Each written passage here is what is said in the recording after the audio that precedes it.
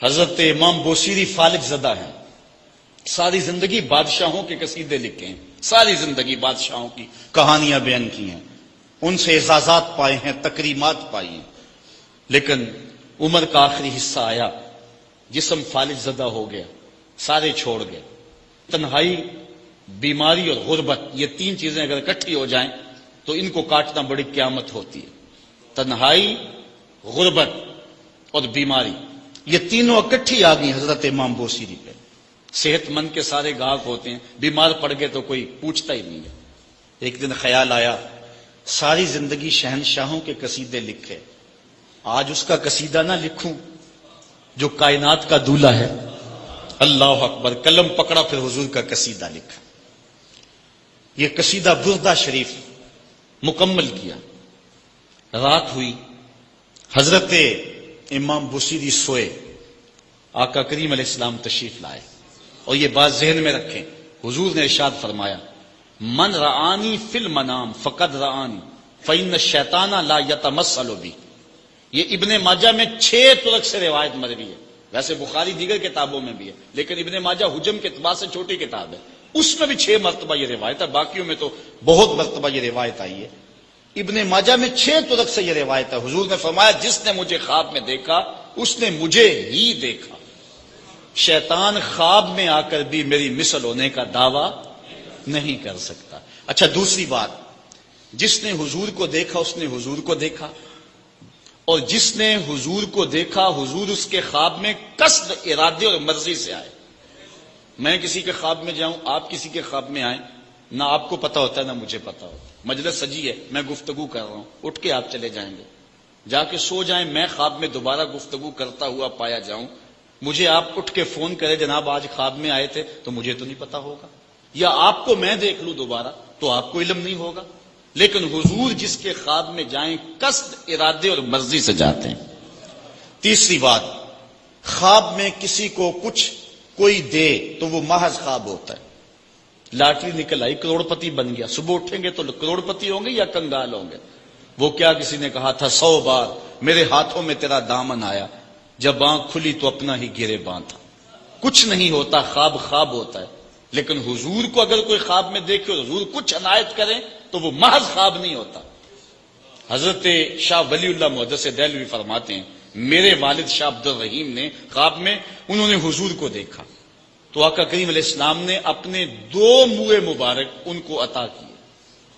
کہتے ہیں جب اٹھے تو دیکھا کہ منہ مبارک نہیں تھے، تو پھر ان کی کیفیت وہی ہو گئی، اور پھر حضور خواب میں ملے، فرمایا کہ ہم نے تیرے سرہانے کے نیچے رکھ دیے۔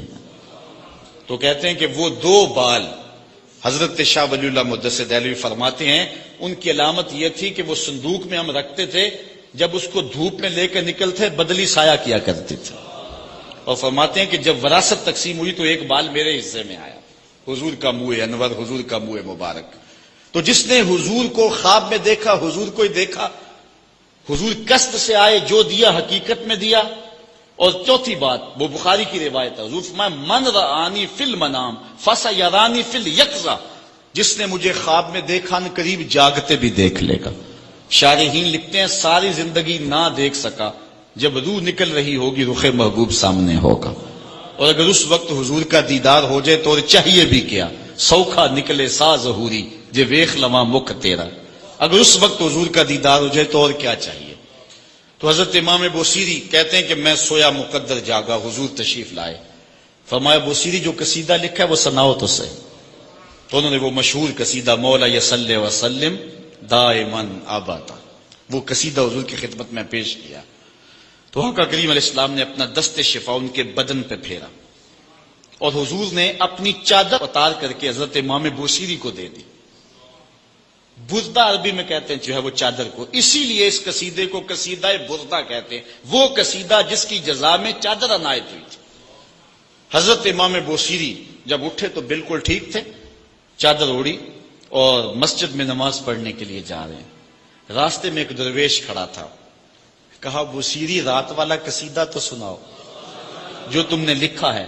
حضرت بوصیری کہتے ہیں میں نے لکھا تھا اور کسی کو پتا نہیں تھا۔ میں نے کہا کون سا قصیدہ؟ کہنے لگے بھولے نہ بنو جو حضور کو سنایا تھا۔ کہنے لگے کہ میں نے کہا کہ تجھے کیسے پتا ہے؟ کہا بتاؤں یہ چادر کون سی ہے؟ اللہ اکبر! تو امام بوصیری رحمت اللہ تعالی علیہ نے حضور علیہ السلام پر یہ درود لکھا، مولا یصلی وسلم دائماً ابدا، اور یہ جزا پائی۔ حضرت سید محمد بن سلیمان رحمت اللہ تعالی علیہ ایک بزرگ گزرے ہیں، یہ 708 ہجری میں پیدا ہوئے تھے۔ کہتے ہیں کہ میں ایک دن کسی بستی سے گزر رہا تھا اور وہاں ایک کنواں تھا، اس کا پانی تھوڑا سا نیچے تھا، اور میرے پاس کوئی چیز نہیں تھی جس سے میں ڈول ڈال کر کے وہ پانی نکال سکوں۔ میں متحیر کھڑا تھا، ساتھ ہی ایک شکستہ سا کچا سا مکان تھا، اس مکان کے اوپر ایک چھوٹی عمر کی لڑکی کھڑی تھی۔ مجھے کہنے لگی کہ آپ پریشان ہیں؟ میں نے کہا ہاں بیٹے، مجھے پریشانی یہ ہے کہ میں نے وضو کرنا اور نماز پڑھنی ہے اور وقت جا رہا ہے اور یہ پانی بہت نیچے ہے، اگر تم کچھ میری مدد کر سکتی ہو تو ضرور کرو۔ وہ چھت سے نیچے آئی اور اس نے آ کے اپنا لعاب اس کنویں میں پھینکا۔ حضرت شیخ سید محمد بن سلیمان فرماتے ہیں کہ میں نے دیکھا کہ یکا یک کنویں کا پانی اچھل کے کناروں تک آ گیا اور بہنے لگا۔ میں نے جلدی سے وضو کیا اور پھر میں نے اس لڑکی کو کہا میں تجھے اللہ کا واسطہ دیتا ہوں، تو مجھے بتا کہ تیرے پاس ہے کیا کہ تیرے لب کے ڈالنے سے یہ پانی اچھل کے اوپر آ گیا؟ تو اس لڑکی نے مجھے کہا کہ یہ جو مرتبہ مجھے ملا ہے، بکثرت الصلاۃ علی من کان اذا مشى فی البر تعلقت الوحوش باذیالہ، یہ مرتبہ میں اس پر درود پڑھ کے حاصل کیا ہے جب وہ جنگل سے گزرتے تھے تو جو جانور تھے قدموں سے لپٹ جاتے تھے، میں ان پر درود پڑھنے کی برکت سے جو ہے وہ یہ مرتبہ حاصل کیا ہے۔ تو حضرت سید محمد بن سلیمان کہتے ہیں کہ پھر میں نے ارادہ کر لیا کہ میں ساری زندگی حضور علیہ السلام پر درود پڑھتے ہوئے اور درود لکھتے ہوئے گزاروں گا۔ پھر انہوں نے مشہور زمانہ کتاب جس کو اہل علم اور اہل تصوف دلائل الخیرات کے نام سے جانتے ہیں، جس کی متعدد شروحات بھی لکھی گئی، وہ کتاب انہوں نے تصنیف کی، اور اس کتاب کی خصوصیت یہ ہے کہ جو شخص اس کتاب کو باقاعدگی کے ساتھ پڑھے اس کو حضور کا دیدار نصیب ہوتا ہے۔ اور اس کتاب کو پڑھنے والے، میں نے ایک روایت میں پڑھا ہے کہ جو شخص حضور علیہ السلام پر کثرت سے درود پڑھے، اللہ تعالیٰ اس درود کی برکت سے اسے تو نوازتا ہے، اس کی اولاد کو اور اس کی اولاد کی اولاد کو، یعنی اس کی نسلوں کو بھی ثواب دیتا ہے۔ تو حضرت سید محمد بن سلیمان نے یہ کتاب لکھ کر کے درود کی زمانے پر احسان کیا، اور آج تک بالخصوص علماء روم کا عمل اس کے اوپر جو ہے وہ کثرت کے ساتھ ہے۔ لیکن یہاں بھی جو ہے وہ ہمارے بر صغیر پاک و ہند میں بھی دلائل الخیرات پر لوگوں کے بہت زیادہ عمل ہے۔ میرے والد گرامی اللہ ان کی قبر پہ کروڑوں رحمت نازل فرمائے، انہوں نے 37 سال تک بلا ناغہ دلائل الخیرات کا وظیفہ کیا ہے، اور یہ جو کچھ بھی ہے وہ کیا کسی نے کہا تھا میں جو کچھ بھی ہوں ان کی توجہ کا روپ ہوں، میری زندگی تیرے پیار کا انعام ہی تو ہے۔